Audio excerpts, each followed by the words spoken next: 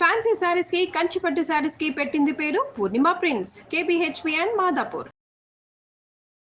Suman TV ప్రేక్షకులకు నమస్కారం. మీ అందరికీ కార్తీక మాసం శుభాకాంక్షలు. కార్తీక మాసంలో ప్రతినిత్యం శివారాధన అలాగే విష్ణు ఆరాధన చేసుకుంటున్నాం. మనం కార్తీక పురాణం చెప్పుకుంటూ, కార్తీక పురాణంలో ఉన్న కథలు వింటూ, లేకపోతే మననం చేసుకుంటూ, తెలుసుకుంటూ అలా మనము విష్ణు ఆరాధన, శివ ఆరాధన ఇవన్నీ కూడా చేసుకుంటూ భగవంతుడు మనకి ప్రతి నిత్యము ఏం నేర్పిస్తున్నాడు అన్న విషయాన్ని మాత్రం గుర్తుకు పెట్టుకోవాలి.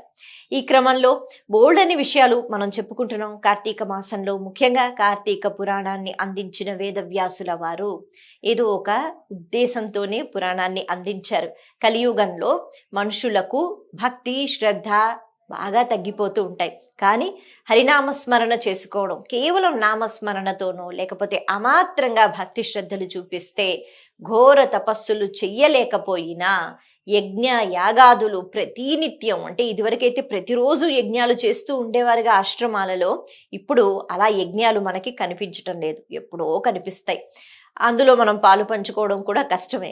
కాబట్టి ఇవన్నీ దృష్టిలో పెట్టుకుని కలియుగంలో ఈ భక్తి సాధన అన్నది తగ్గిపోతుంది. కాబట్టి ఇంకా చాలా సులువుగా మంచి మార్గాలను వాళ్ళు ఏర్పరిచారు.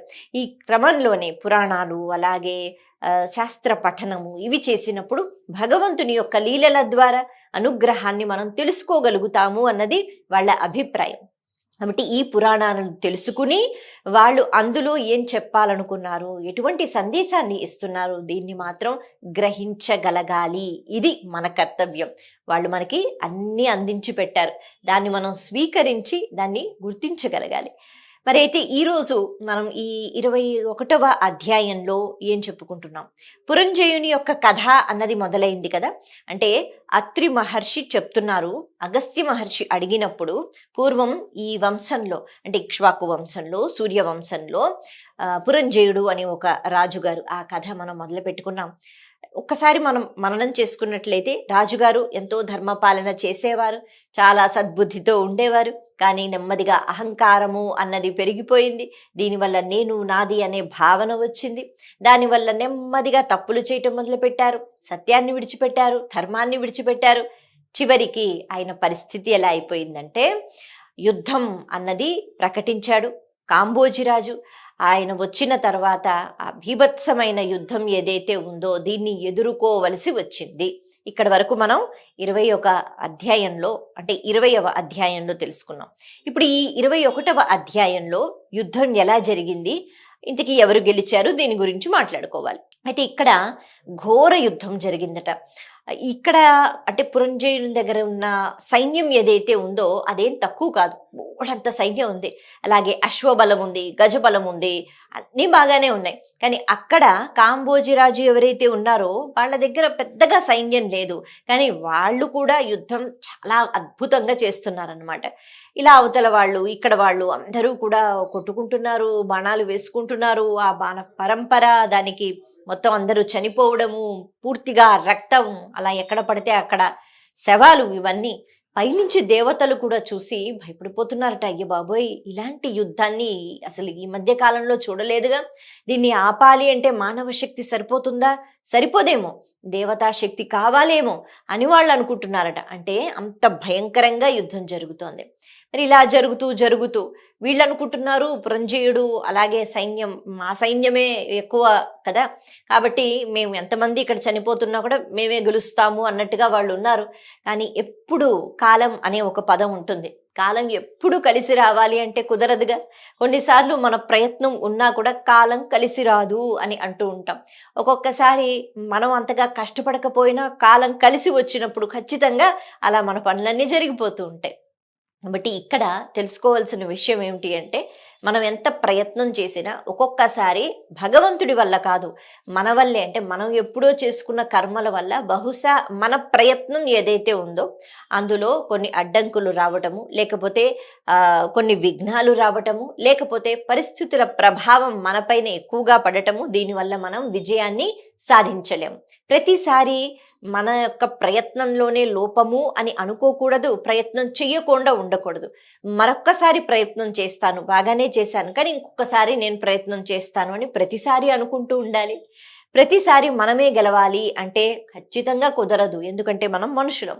ఇది దేవతలకే సాధ్యం కాలేదు, మనుషులకేం సాధ్యం. కానీ ఉత్సాహంతో ప్రోత్సాహంతో ఎప్పుడు ముందుకు వెళ్ళాలి అన్నది మాత్రం గుర్తుపెట్టుకోవాలి. ఇక్కడ కష్టపడి యుద్ధం చేస్తున్నారు, కానీ ఈ కాంబోజీ రాజు యొక్క సైన్యం చేస్తున్న యుద్ధాన్ని చూసి పురంజయుడు భయపడిపోయాట. ఇంకా మీదకి వస్తూ ఉంటే నా ప్రాణాలు పోతాయి అని అనుకున్నాడు. ఇక నా వల్ల కాదు, నేను ఈ యుద్ధం చెయ్యలేను అని అనుకున్నాడు. చాలా ప్రమాదకరంగా ఉందన్నమాట. చాలా మంది చనిపోతున్నారు. ఆ యుద్ధం చేసే తీరు చూస్తుంటే భయపడిపోయాడు. నా వల్ల కాదని చెప్పి అక్కడి నుంచి పారిపోయే ప్రయత్నం చేశాడు. అయితే మనం వింటూ ఉంటాము కథల్లో, లేకపోతే మనం ఏదైనా పాత కోటలకు చూడ్డానికి వెళ్ళేటప్పుడు అక్కడ కొన్ని స్వరంగాలు, అలాగే రహస్య దారులు అని మనకి చెప్తూ ఉంటారు. రాజుగారు ఈ రహస్య మార్గం నుంచి అలా బయటికి వెళ్ళిపోవచ్చు, లేకపోతే అంతఃపురానికి వెళ్ళిపోవచ్చు అని చెప్తూ ఉంటారు కదా. అలా ఉంటూ ఉండేవన్నమాట. ఎందుకు అంటే అనుకోకుండా శత్రు సైన్యం అన్నది పూర్తిగా చుట్టుముట్టేసిన రాజుగారు అలా బయటికి వెళ్లకుండా కొన్ని మార్గాలు ఉంటాయి, అలాగా బయటికి వెళ్ళిపోవచ్చు. రహస్య మార్గాలు ఉంటాయి, కేవలం మహారాజు గారికి లేకపోతే అక్కడ ఉన్న 1-2 మంత్రులకి మాత్రమే తెలుస్తుంది తప్పితే ఎవ్వరికీ తెలియదు. ఇప్పుడు రాజుగారు భయపడిపోయారు కదా, ఇక నేను చనిపోతాను, దీని బదులు ఎక్కడికైనా పారిపోతే ఈ రాజ్యం వద్దు, ఏది వద్దు, ప్రాణాలు ఉంటే మళ్ళా రాజ్యాన్ని సంపాదించుకోవచ్చు అని చెప్పి తాను నెమ్మదిగా రహస్య మార్గం నుంచి బయటకు వచ్చేస్తాడు. అలా వచ్చిన తర్వాత బిక్కుమంటూ భయపడిపోతూ ఉండిపోయాట. అయితే ఇక్కడ మనకేం చెప్తారు అంటే, అప్పటి వరకు నేను నాది అనే అహంకార భావన ఏదైతే ఉందో, ఇప్పుడు ఈ అహంకారం దేనికి పనికొచ్చింది? శత్రువులు వచ్చిన తర్వాత ఓడించగలిగాడా? బలం సరిపోయిందా? లేదు, భయం పెరిగిపోయింది. అలా భయం పెరిగిపోయినప్పుడు మనసుకి బలం అన్నది తగ్గిపోతూ ఉంటుంది. దీనివల్ల మనసు బలహీనంగా అయిపోతే శరీరానికి శక్తి ఉన్నా బహుశా మన మనసు చెప్తూ ఉంటుంది, వద్దు వద్దు, చేయలేమేమో ఈ పని, వద్దు అని చెప్తూ ఉంటే అడుగులు వెనక్కి వేస్తూ ఉంటాం. ఈ క్రమంలోనే భయపడిపోయి అలా కూర్చునిపోయాడు. ఇంత వీరుడు, యోధుడు, నేను యుద్ధం చేస్తాను, నాకేం భయం అని మాత్రం అనుకోలేదు. అలాంటి పరిస్థితి వచ్చింది. బాధపడుతున్నాడు. రాజ్యం పోయింది అంటే రాజుగారు పారిపోయారు అన్న తర్వాత సరే మనం ఎదురు చూద్దాం రాజుగారు వచ్చేంత వరకు అని అంటారా? లేదు, ఆ రాజ్యాన్ని వాళ్ళు ఎలాగో తీసుకున్నారు, వాళ్ళు పరిపాలిస్తున్నారు. ఈ సమయంలో వశిష్ఠుల వారు, ఆయన కుల గురువు కదా సూర్యవంశానికి, మరి ఆయన వెళ్ళారట ఈ పురంజయుడి దగ్గరికి. వెళ్ళి మాట్లాడుతూ అద్భుతమైన విషయాలు చెప్తారు. పురంజయ, ఈరోజు నీ పరిస్థితి ఎలా అయిపోయిందో నీకే తెలుసు, అంటే వేరే ఎవరూ చెప్పక్కర్లేదు. అయితే ఇలా ఎందుకయిందో తెలుసా?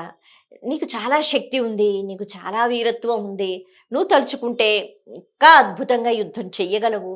కానీ ఈ భయము అన్నది నిన్ను వెంటాడుతోంది, లేకపోతే పిరికితనంతో ప్రాణాలైనా కాపాడుకుంటాను, నేను మరణించను అనేటట్టుగా ఏదో ఒక మోహముతో నువ్వు బయటకు వచ్చేసావు.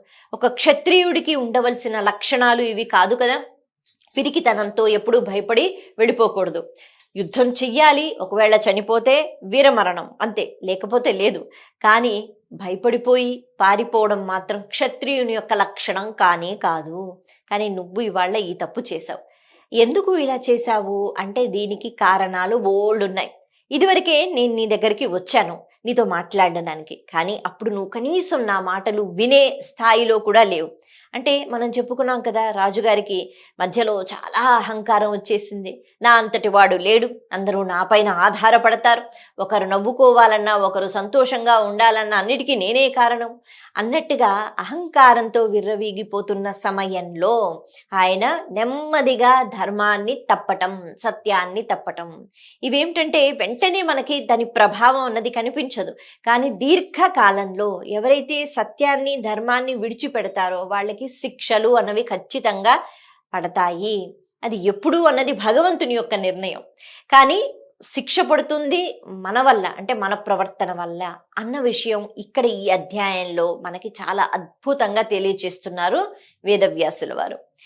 అయితే ఇప్పుడు వశిష్ఠుల వారు చెప్తున్నారు, ఇదివరకు నేను వచ్చాను, నీ ప్రవర్తన బాగాలేదు, నువ్వు ధర్మాన్ని తప్పుతున్నావు, నువ్వు చాలా చెడ్డ మార్గంలో వెళుతున్నావు, చెడ్డ పనులు చేస్తున్నావు, దొంగలతో కుమ్మక్కయ్యావు, దోపిడీలు చేస్తున్నావు. అంత అవసరమా? రాజ్యంలో బోళ్ళంత సంపద ఉంది, కానీ నువ్వు పూర్తిగా చెడ్డ మార్గంలోకి వెళ్ళిపోతున్నావు. ఇలా చెయ్యవద్దు. రాజుగా నువ్వు ఇలా ఉంటే ప్రజల్ని ఎలా చూసుకుంటావు? ప్రజల్లో మంచి అన్నది ఎలా పెంచుతావు? కాబట్టి నువ్వు ఈ మార్గాన్ని విడిచిపెట్టు అని నేను చెప్పాను. కేవలం అతనే కాదు, అక్కడ మంచి కోరిన వ్యక్తులు ఎవరైతే ఉంటారో, మంత్రులు ఎవరైతే ఉంటారో వాళ్ళు కూడా చెప్తారు. కానీ పురంజయుడు ఎవ్వరి మాట వినడు, ఎవ్వరి మాట లెక్క చెయ్యడు. నేనే రాజుని, నాకు మించిన వాళ్ళు ఎవరు ఉన్నారు అనే దుష్ప్రవర్తనతో ఉంటూ ఉండేవాడు. అందుకే మనకి రామాయణంలో కూడా రావణాసురుడికి ఏం తక్కువ? బోళ్ళన్ని రాజ్యాలు, లంక ఒక్కటేనా కాదు, అలాగే బోళ్ళంత సంపద, భోగభాగ్యాలు, ఈశ్వరుని పైన ఆయనకున్న భక్తి, భగవంతుడే లొంగిపోయి ఆత్మలింగంగా ఆయన దగ్గరికి రావడము, ఇవన్నీ మనకి తెలుసు. కానీ ఆ చెడు ఆలోచన, చెడ్డ పని ఏదైతే ఉందో దాన్ని ఎప్పుడైతే పట్టుకుంటాడో, ధర్మాన్ని ఎప్పుడైతే తప్పుతాడో అన్ని కష్టాలు మొదలవుతాయి. మరి ఆ క్రమంలో తమ్ముడు, అలాగే భార్య, ఇక చాలా మంది చెప్తారు, వద్దు, చేస్తున్నది తప్పు, నువ్వు ఇందులోంచి బయటికి రా అని. కానీ రావణాసురుడు మాట వినడు. అలాగే మాట వింటే తప్పులు చేసినా ఎవరైనా బాగుపడతారు. అవకాశం భగవంతుడు ఇస్తూ ఉంటాడు రకరకాలుగా. కానీ దాన్ని కూడా తప్పించుకుని వెళ్ళిపోతూ ఉంటే, తప్పులు చేసుకుంటూ వెళ్ళిపోతూ ఉంటే ఆ తర్వాత వచ్చే శిక్ష, దాని బాధ ఘోరంగా ఉంటుంది. ఇప్పుడు ఏ రకమైన బాధ అనుభవిస్తున్నాడు? ఒకటి, పూర్తిగా పరువు నష్టం కదా, రాజుగారు పిరికితనంతో పారిపోయారు అని అంటారు. మరి ఇప్పుడు ఇలా పారిపోయి వచ్చిన తర్వాత భోగములు అనుభవిస్తున్నాడా? లేదు, పూర్తిగా భయంతో ఉన్నాడు. వశిష్ఠుల వారంటారు, చాలాసార్లు నేను నీకు చెప్పాను, నువ్వు చేస్తుంది తప్పు అని. నువ్వు తప్పు చేశావు కాబట్టి ఎక్కడో అక్కడ ఆ తప్పు ఏదైతే ఉందో దాని ఫలితాన్ని, ఆ పాపపు ఫలితాన్ని నువ్వు అనుభవిస్తున్నావు. అంటే ఇప్పుడు ఇలా ఉన్నావు. ఇప్పటికైనా నువ్వు తప్పు తెలుసుకుని నువ్వు భగవంతుణ్ణి, భగవంతుడా నన్ను క్షమించు. అయితే భగవంతుడికే మనం అపరాధం చేశామా, భగవంతుడిని క్షమించు అని అడగాల? అంటే ఎప్పుడైతే మనిషి ధర్మాన్ని తప్పుతాడో భగవంతుడు చక్కగా మంచిగా మన ప్రవర్తన ఉంటుంది, పుణ్యం చేసుకుంటాము అనేటట్టుగా ఎన్నో జన్మల్లో మనం చేసుకున్న పుణ్యం వల్ల మనిషి జన్మ ఇస్తాడు. మనిషి అన్నవాడు ఎలా బ్రతకాలి? సనాతన ధర్మం చెప్తోంది. ఎక్కడి నుంచి చెప్తోంది? వేదం ప్రమాణం. కానీ వీటిని పక్కన పెట్టి మనకి నచ్చినట్టుగా మనం అవధులు దాటి, హద్దులు దాటి ప్రవర్తిస్తే భగవంతుడికి నచ్చదుగా. భగవంతుడికి నచ్చినట్టుగా ప్రవర్తించగలగాలి. అలా ఎప్పుడైతే లేడో మరి భగవంతుడికే మనం క్షమాపణలు చెప్పుకోవాలి. నేను మళ్ళీ మనిషిగా ప్రవర్తిస్తాను, మనిషిగా నా ధర్మాన్ని నేను పాటిస్తాను, నాకు ఇంకొక అవకాశం ఇవ్వండి, నేను ఇప్పటి వరకు తప్పులు చేశాను అని తెలుసుకోగలగాలి. ఈ మంచి మాటలన్నీ వశిష్ఠుల వారు చెప్పి, ఇప్పుడు కార్తీక మాసము కాబట్టి సరే, జరిగిందేదో జరిగిపోయింది, పిరికితనంతో పారిపోయావు, కానీ ముందుగా నువ్వు ప్రయత్నం చేసావా? ఎన్ని గుర్రాలున్నాయి, ఎన్ని అంటే గజములు ఉన్నాయి, లేకపోతే నీ బలం ఎంత, సైన్యం ఎంత, ఇవన్నీ పక్కన పెట్టు. దోషం నీ దగ్గర ఉంది, ధర్మం నీ దగ్గర లేదు, కాబట్టి ఓడిపోయే స్థితి నీకు వచ్చింది. ముందుగా నీ ప్రయత్నం నువ్వు చేసిన భగవంతుని యొక్క కృప నీ మీద లేదు, ఉండదు. ఎందుకు అంటే నువ్వు శిక్ష అనుభవిస్తున్నావు. అందుకే ఇప్పటికైనా తప్పు తెలుసుకుని సత్ప్రవర్తనతో ఉంటాను అని భగవంతుడికి చెప్పుకో.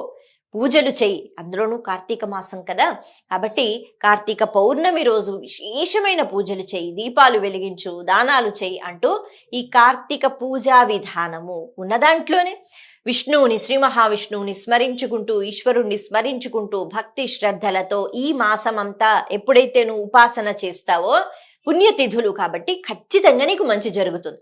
నీకు మంచి జరుగుతుంది, భయం పోతుంది. నీకు మంచి జరుగుతుంది అంటే కొద్దిగా ఆందోళన అన్నది పక్కన పెట్టి నువ్వు కొద్దిగా స్థిమితమైన మనసుతో ఆలోచన మొదలు పెడతావు. బహుశా అప్పుడు ధైర్యం వస్తుందేమో. ముందు ముందు చాలా జరుగుతాయి, నీకు శుభం కలుగుతుంది. కాకపోతే ఇప్పుడు మాత్రం నువ్వు ఉపాసన చెయ్యి. ఎందుకు అంటే భగవంతుని యొక్క అనుగ్రహం కూడా ఉండాలి. అది లేకపోతే ఏది నడవదు. అనుకుంటాం నా దగ్గర బోల్ డబ్బు ఉంది, చాలా మంది నేను చెప్తే వింటారు, పలుకుబడి ఉంది, ఉన్నత స్థానంలో ఉన్నాను, నేను ఏమైనా చేయగలుగుతాను అని అనుకుంటూ ఉంటాం. కానీ కాలంలో వచ్చిన మార్పులు ఏవైతే ఉంటాయో వాటిని బహుశా మన పదవి, మన డబ్బు, మన చుట్టాలు, బంధువులు వీళ్ళెవ్వరూ కూడా ఆ మార్పులను సరిచెయ్యలేరు. దీనికి పరమాత్మ యొక్క పరిపూర్ణ అనుగ్రహం మాత్రమే ఉండాలి.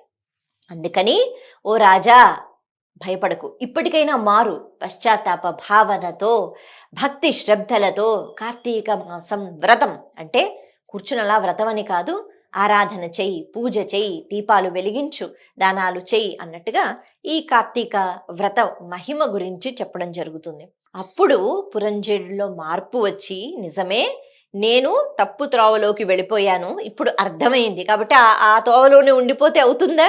సరైన మార్గానికి 4 అడుగులు మళ్ళీ వెనక్కి రావాలి, వచ్చి సరైన మార్గాన్ని వెతుక్కోవాలి. అందుకని సాధనతో నేను ఇది పూర్తి చేస్తాను, భగవంతుని యొక్క కృప నాకు ఇప్పుడు కావాలి అనుకుంటూ తాను కార్తీక మాస వ్రతం అంటే కార్తీక మాసం ఆ సమయంలో నడుస్తోంది కాబట్టి భక్తితో, శ్రద్ధతో, కృతజ్ఞతా భావనతో భగవంతుణ్ణి వేడుకోవడం మొదలుపెట్టాడు. ఇక్కడ వరకు మనకి ఈ 21వ అధ్యాయంలో ఉంటుంది. ఆ తర్వాత మరి ఈ పూజలు చేసిన తర్వాత ఈ కార్తీక మాస వ్రతం అన్నది చాలా చక్కగా భక్తితో, శ్రద్ధతో చేసిన తర్వాత ఎటువంటి ఫలితాలు కలిగాయి, దీని గురించి తర్వాత అధ్యాయంలో మనకి కనిపిస్తుంది. కాబట్టి ఇక్కడ మనము తప్పు చేసిన తర్వాత అది గ్రహించి, పోల్చుకుని, తెలుసుకుని పశ్చాత్తాప భావనతో భగవంతుడిని వేడుకున్నప్పుడు ఖచ్చితంగా మన మార్గాన్ని భగవంతుడు మారుస్తాడు అన్న విషయాన్ని ఇక్కడ మనం తెలుసుకోవాలి. మరొకసారి మీ అందరికీ కార్తీక మాసం శుభాకాంక్షలు. నమస్తే.